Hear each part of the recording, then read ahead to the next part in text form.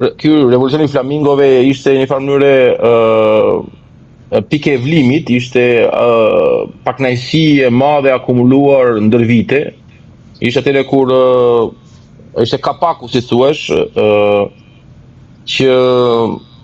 që shpërtheu, pra një teren eterik i cili shpërtheu sepse një akt i madh, po themi, abuziv, i dhunshëm, arrogant,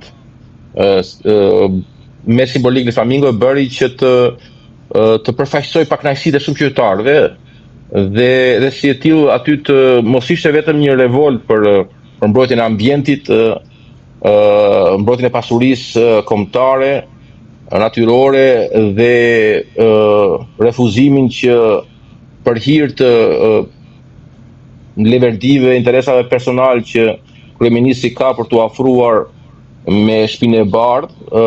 duke ju servilosur Kushnerit dhe Ivanka Trump, që një pasuri natyrore Shqipërisë mos të bëhej viktim e këtij, po themi, abuzimi dhe shumë qytetarë u ngritën së bashku sepse ajo ishte thjesht një këmbën alarmi për nivelin e madh të abuzimit, padrejtësisë, mungesës transparencës, mungesës së konsultimit, mënyrës se si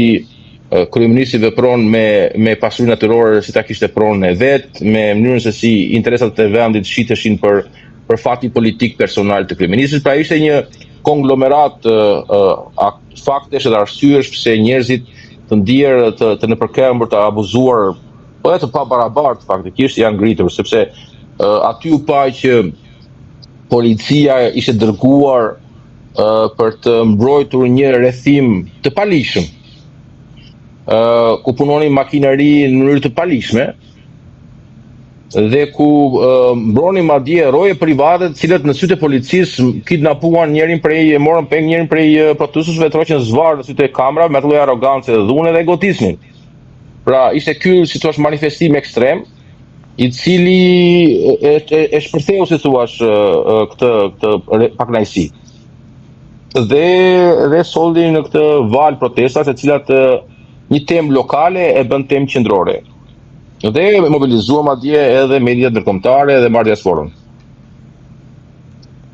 A do të prodhojnë këto protesta një ndryshim real politik apo parashikoni se me kalimin e kohës mund të shuhen? Po ato tashmë kanë arritur disa gjëra konkrete, në kuptimin që kanë thyer monopolin e partive tradicionale, monopolin për faqësim politik.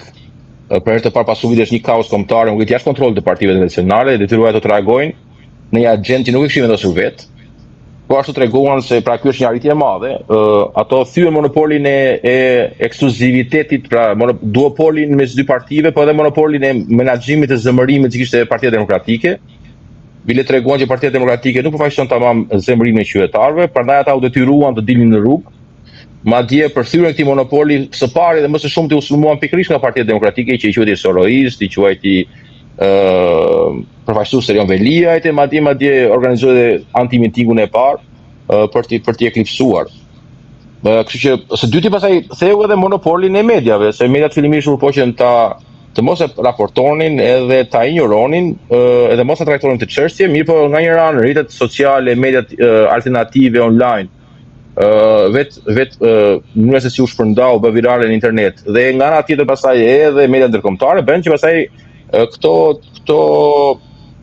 protesta të marrin aq shumë vëllim sa mos injoroheshin nga mediat tradicionale dhe bëhen pjesë e saj. Pra shpërthimi, kur se flasim për shpërthimin, ajo është, ju kujtoj për shembull rastin se si shpërtheu pranvera arabe me Mohamed Bouazizi në Tunizi, një shit ambulant, i cili në 2011 i vuri flakën vetes dhe ajo, si thua, sepse u pastrua nga autoritetet lokale, dhe ajo, si thua, shpërtheu të gjitha të revolucionin Yasemin ose pranverën arabe, si e njohim ne. Kështu që kjo është një rast që ndodh edhe në hera tjera, dhe lëvizja në farë mënyrë ka zbuluar edhe ka kompensuar boshllekun e opozitës tradicionale shqiptare, sepse në qësën para në përgjithësi pak kënaqësi kanalizohet nga partitë opozitare, kjo protestë u shpreh në mënyrë autonome, duke thënë që jo çdo zëmërat shkon nëpërmjet Partisë Demokratike dhe mori këto për masa ku mobilizoi edhe diasporën, mobilizoi edhe solidaritet ndërkombëtar, mori mbështetje nga organizatat ndërkombëtare dhe mbulim mediatik, pikërisht edhe për shkak të profilit të madh që ka Kushneri dhe Ivanka Trump. Kështu që në farë mënyrë revolucioni i flamingove nxori në pa shumë gjëra bashkë edhe shtyu madje edhe institucionet e drejtësisë të angazhohen. Sot e kishim një operacion shumë të rëndësishëm të SPAK-ut, ku përfshihen edhe disa prej individëve të përfshirë në çështjen e Zvërnecit, po ashtu kemi parë që ditë ditës dalin abuzime të reja që flasin jo vetëm për mungesë transparence, por edhe për mungesë zbatimi të ligjeve, për veprime të dyshimta, për fakt edhe për mashtrime ndaj opinionit publik të bëra nga qeveria dhe nga institucionet zyrtare, të cilat e kanë thënë që është investim amerikan, por del gjithmonë më shumë që Kushneri dhe Trump kanë qenë më shumë aty sekser, sepse investitorët i bie të jenë dy investitorë siriano-katarez, të cilët kaluar nga njohur ose janë akuzuar e denoncuar si mbështetës të Al-Nusrës. Pra edhe këtu pastaj ka ushqyer shumë edhe mënyra arrogante me cilën qeveria e ka trajtuar, në vend që ta kompensonte ose ta adresonte nevojën që kishte qytetar për më shumë informacion, për transparencë. Qeveria është përpjekur që ti nëpërkëmbë të tallet me ta ti poshtroj, duke akuzuar fillimisht si të dërguar grek, pastaj si anti-amerikan, si marksist që s'duan zhvillimin, si soroist, së fundmi si produkt luftës hibride të iranianëve, kështu me radhë, dhe kjo vetëm e ka ushqyer më tej këtë protestë. Dhe këtu dhe suksesi përfundimtar këtu nuk është thjesht me ndalimin e këtij projekti, unë mendoj se ky projekt nuk do vazhdoj, jo vetëm për shkak të angazhimit të drejtësisë, siç e pam sot, por sepse pesha ose kosto e reputacionit në nivel ndërkombëtar për investitorët është aq e madhe sa edhe nëse ecim përpara do ketë vështirësi më tutje dhe do ketë probleme të mëdha edhe me gjetë bashkëpunëtor, investitor, por edhe klient për të shitur ose për të bler ato prona që ata do ndërtojnë. Por mendoj se suksesi kryesor nuk matet vetëm me ndalimin e këtij projekti, sepse ky projekt besoj do të ndalojë siç ndaloi edhe në Beograd. Edhe në Beograd pati një rast të ngjashëm, nëse në Shqipëri tre parqe kombëtare, po them tre zona të mbrojtura të peizazhit të mbrojtur Pishporo, Nart, Gruderën e Vjosës dhe Sazanin i hoqin nga mbrojtja legale për të hapur rrugën e këtij investimi të dyshimt. Një gjë të ngjashme pam edhe në Beograd, ku për të afruar me dhomën ovale, Vučići i dha mundësinë për të investuar në ndërtesën e dikushme të Shtatomadhërisë, të ushtrisë jugosllave, që ishte monumente. Tani kemi aty protestat e mëdha që shpërthyen aty, detyruan drejtësinë të vijnë në lëvizje, të vinin në akuza ministrin e kulturës edhe disa zyrtarë të tjerë që ishin marrë me heqjen e mbrojtjes